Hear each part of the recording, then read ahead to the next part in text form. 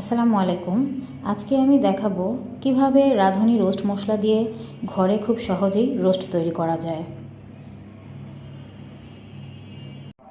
প্রথমে মাংসগুলোতে সামান্য কিছু লবণ মাখিয়ে রাখতে হবে, যাতে মাংসগুলোর ভিতরে খুব ভালোভাবে লবণগুলো ঢুকে যায়। এতে করে খাবারের স্বাদ অনেক বেশি পরিমাণে বেড়ে যাবে। 30 মিনিট রেস্টে রাখার পর মাংসগুলোকে ভাজতে হবে, তবে খেয়াল রাখতে হবে খুব বেশি যেন ভাজা না হয়ে যায়।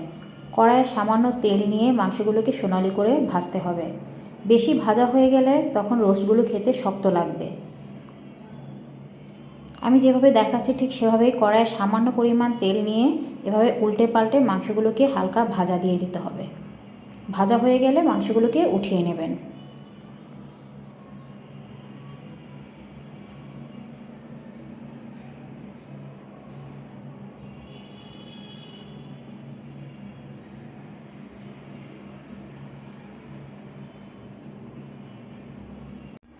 প্রথমে একটি বাটিতে আমি রাঁধুনি রোস্ট মশলার মিক্স ব্যবহার করব। যেহেতু আমি 2 কেজি রোস্ট রান্না করছি, সেহেতু আমার 2 প্যাকেট রোস্টের মশলা লাগবে। তো আমি এখানে 2 প্যাকেট না দিয়ে 1.5 প্যাকেটের পরিমাণ দিয়েছি, কারণ বেশি মশলা হলে আবার খেতে বেশি মশলা মশলা গন্ধ লাগবে। এ কারণে আমি কিছুটা মশলা কম দিয়েছি। এখন এই মশলাগুলোর মধ্যে সামান্য কিছু পানি অ্যাড করব। এতে করে খাবারের স্বাদ বেড়ে যাবে। মশলাগুলোতে পানি দিয়ে খুব ভালোভাবে মিক্স করে নিতে হবে। এরপর আমি পরিমাণ মতো কিছু টক দই ব্যবহার করব। টক দইটা খুব ভালো করে মিক্স করে নেবেন।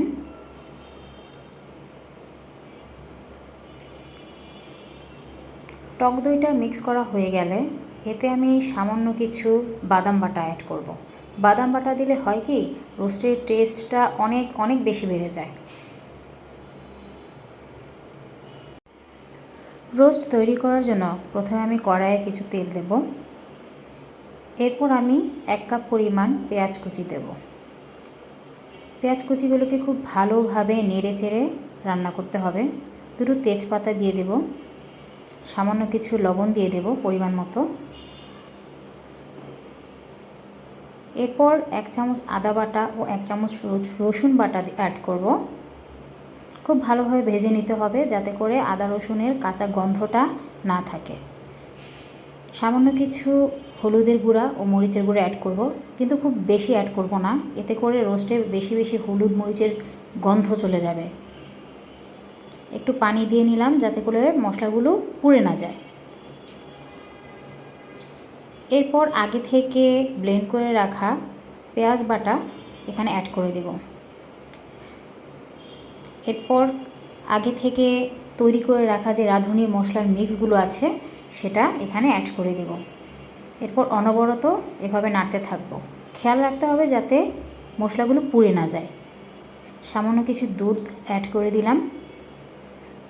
আগের মতো এবার নাড়তে থাকবো। ভালোভাবে জাল দিতে হবে। একটু পরপর নেড়ে চেড়ে দিতে হবে, যাতে পুড়ে না যায়।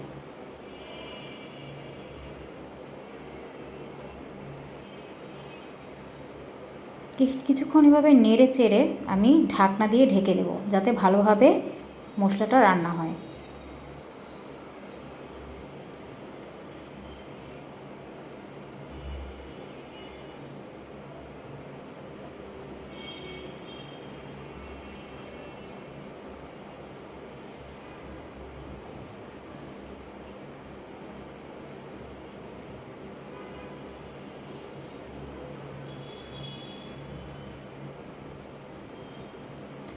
মশলাটা ভালোভাবে কষানো হয়ে গেলে এতে আমরা আগে ভেজে রাখা যে রোস্টগুলো ছিল সেগুলো একটা একটা করে ছেড়ে দেব।